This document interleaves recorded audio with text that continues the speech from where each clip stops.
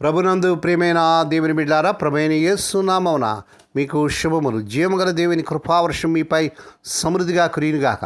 ఈ దినం అనగా ఆగస్టు నెల 26వ తారీఖు 2026 బుధవారం హోలీ ట్రింటీ చర్చ్ మినిస్ట్రీస్ వారు అందించు అనుదినమన్న ఈ దిన మన ధ్యానాంశం తుఫానులో నిరీక్షణ కలిగి ఉండుట.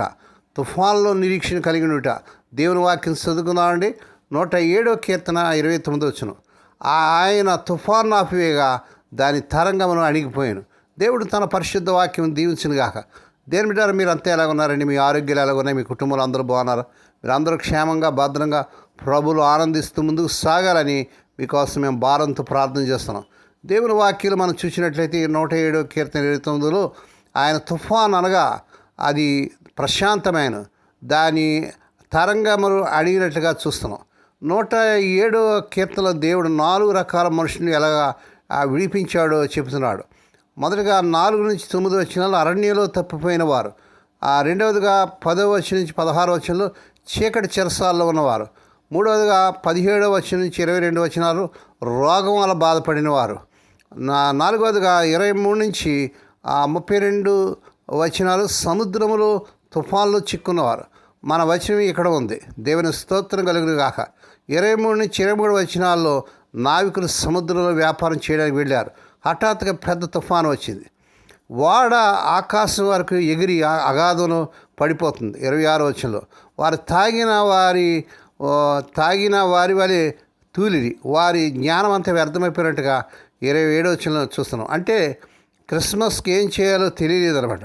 అప్పుడు ఏం చేశారో 28వ వచనం చూస్తున్నాం. అప్పుడు వారు తమ బాధలో యెహోవాకు మొరపెట్టారు. ఆయన వారి ఆపదలోంచి వారిని విడిపించినట్లుగా చూస్తున్నాం.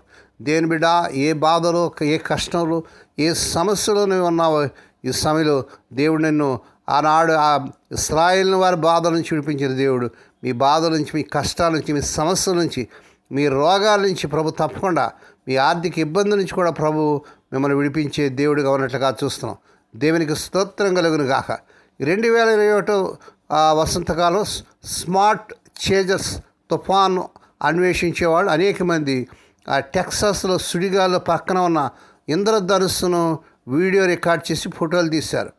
ఒక వీడియోలో పొలంలో గోధుమల పొడవాటి వెన్నులు గిరగిరా తిరిగే గాలుల శక్తితో వంగిపోయాయి. ఒక అద్భుతమైన ఇంద్రధనుస్సు బూడిద రంగు స్కైన్ లైన్లో అంటే మేఘ అంచుల్లో కత్తిరించబడి ట్వాస్టర్ తుఫాను వైపు వంగినట్లుగా చూస్తున్నాం. ఈ యొక్క మరొక వీడియోలో ప్రేక్షకులు రోడ్డు పక్కన నిలబడి సుడిగుండం ఆకారంలో ఒక మేఘం పక్కన నిర్భయంగా నిలబడినట్లుగా చూస్తున్నాం. కీర్తన గ్రంథం 107వ కీర్తనలో కీర్తనాకారుడు కష్ట సమయంలో దేవుని వైపు తిరగమని నిరీక్షణ అందిస్తూ ప్రోత్సహించున్నాడు. తుఫాను మధ్యలో ఉన్న కొందరిని ఎటు తోచుకున్న వారిని 27వ వచనంలో అతను వివరించాడు. శ్రమకు తాళలేక వారు యెహోవాకు మొరపెట్టారు. దేవుని స్తోత్రం. ఆయన వారి ఆపదలో నుండి వారిని విడిపించినట్లుగా చూస్తున్నాం. దేవుని స్తోత్రం.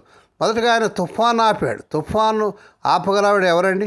మనుషులు కాదు, సైన్స్ కాదు, మన ప్రియ ప్రభువే. దేవుని స్తోత్రం కలుగును గాక. ఒక్క మాటలో ఆపాడు. యేసు ప్రభు వారు ఆ సముద్రంలో ప్రయాణం చేస్తున్నప్పుడు గొప్ప తుఫాను వచ్చినప్పుడు శిష్యులు, అయ్యో ప్రభు మునిగిపోతున్నాం అని కేకలు పెట్టారు. ఆయన వాడ అమరమని నిద్రపోతున్నాడు. అల్ప విశ్వాసాలను మీరు ఎందుకు సందేశించిరని ఆయన తుఫాను ఆపాడు. దేవుని బిడ్డ, ఈ సమయంలో ఏ జీవితం అనే తుఫాన్లో, ఏ కష్ట పరిస్థితుల్లో, ఏ క్లిష్ట పరిస్థితుల్లో ఉన్నావో దేవుడు నీ జీవితంలో ఉన్న తుఫాన్ని ఆపివేసి నీకు నెమ్మది సమాధానం ఇవ్వగలడు. నేడే యేసుప్రభుని ఆశ్రయించు.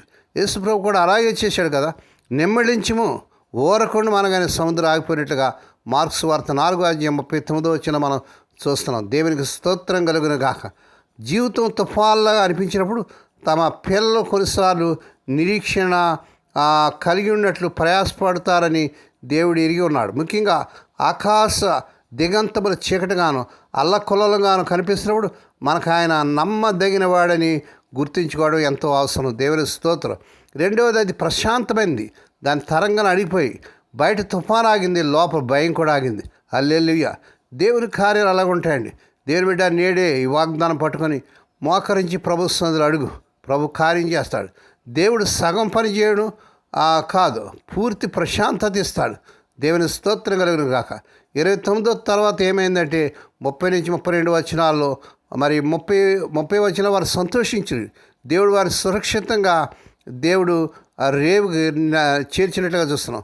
31 నుంచి 32 వచ్చినాలు. అందుకే దేవునికి కృతజ్ఞత చెప్పాలి మనం. ఆయన గనపరచండి అని కీర్తనగాడు అంటున్నాడు. ఇక్కడ మనం 3 విషయాలు నేర్చుకోవాలి. తుఫాను రావడం సహజం. జీవితంలో ఆర్థిక తుఫాను, అనారోగ్యం తుఫాను, కుటుంబ తుఫాను వస్తాయి. నావికులు తప్పు చేయలేదు, అయినా తుఫాను వచ్చింది. తర్వాత నీ జ్ఞానం అయిపోయినప్పుడే దేవుని యొక్క సహాయం మొదలవుతుంది.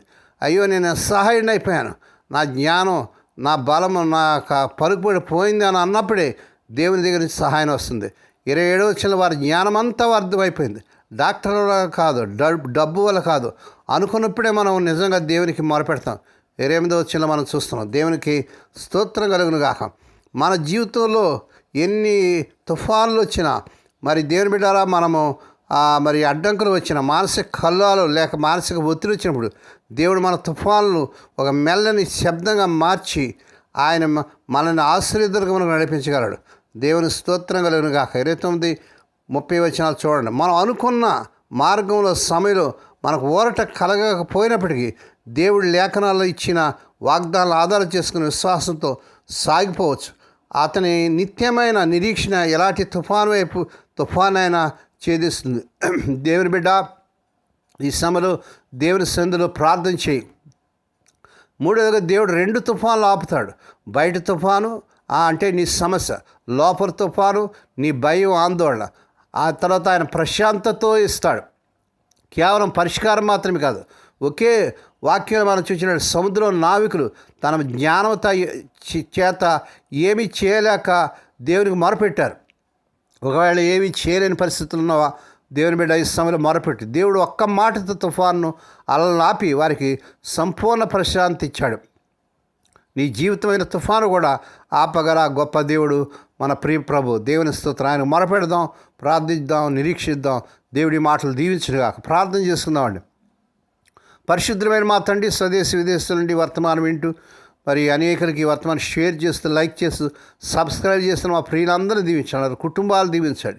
ఎంతమంది అయితే జీవితం అనే తుఫాన్లో ఉన్నారో ప్రభా, సమస్యలు, లోపల తుఫాను, బయట ఆందోళన, రోగాలు, ఆర్థిక ఇబ్బందులు, మా తండ్రి అప్పులు, సమస్యలు ఏమేమి ఉన్నావో ప్రభా, పిల్లల వివాహాలు, నాయన మీరే కార్యం చేయండి. ఆ తుఫాన్ల నుంచి వాటిని నిమ్మలపరిచి గొప్ప ప్రశాంతత, నెమ్మది దయచేసి అద్భుతాలు చేయండి ప్రభా. నీ కొందనాలు. మా తండ్రి ఈ దినం పుట్టిన దినాలు, వివాహ దినాలు, ఆ శుభదినాలు జరుపుకున్న బిడ్డను బహుగా దీవించి మరొక సంవత్సరమైన దయాకిరీటాన్ని బిడ్డకు ధరింపజేసి వారి పట్ల నూతన కార్యం జరిగించుకోండి. రోగులైన బిడ్డ పని ప్రత్యేక రూపం చూపించండి. ఎవరైతే సీరియస్ కండిషన్లో నాయన యొక్క ఐసీయూలో ఉన్నారు, ఇప్పుడే కలవరి శిలువ రక్త ప్రభావాన్ని శిరస్సు మొదలు పాదములను ప్రభావం చేస్తున్నాను. స్వస్థత, ఆరోగ్యం, విడుదల యేసు నామమున ప్రకటిస్తున్నాను తండ్రి. ఏ కుటుంబాలు అయితే తమ ప్రియులు నిద్రించి మాడించి దుఃఖముల వేదన వారికి కావాల్సిన ఆదరణ తెచ్చండి. మరి స్వదేశీ విదేశాల్లో ఉండి వివాహం కానీ యవన బిడ్డలకి ఈ నెలలో అద్భుతంగా వారి కోరికని చక్ర సంబంధాలు కుదిరి వారి వివాహాలు ఘనంగా జరుగునుగాక. స్వదేశీ విదేశాలు ఉద్యోగాలకు తిప్పబడుతున్న యవన బిడ్డలకు అద్భుతం జరిగించుకొని వారి అర్హత మించిన ఉద్యోగాలు వచ్చినగాక. మా దేశాన్ని, మా దేశ ప్రజలను, ప్రపంచ దేశాలని దీవించి, నాయకులు దీవించి రక్షించుకోండి. ఈ దినమంతట్లో నీ బిడ్డల చుట్టూ మీ రక్త కాంచి వేయండి. ఉదయం బయలుదేరి సాయంకాలం గృహాలు చేరి పర్యంతం కాపాడే నీ దూతలు కావాల్సిమని మహిమ నీకే, ఘనత నీకే చెల్లించుకుంటూ స్తుతిస్తూ కొనియాడుతూ యేసే పరిశుద్ధ నామమున స్తుతించి గానపరిచి వేడుకొని ప్రార్థిస్తున్నాం తండ్రి. ఆమేన్. మన ప్రభువైన యేసు క్రీస్తు వారి కృప, తండ్రి అయిన దేవుని ప్రేమ, పరిశుద్ధాత్మ దేవుని కనీన సహవాసం సదాకాలం మీకు తోడేండి నడిపించి బలపరచునుగాక. ఆమేన్.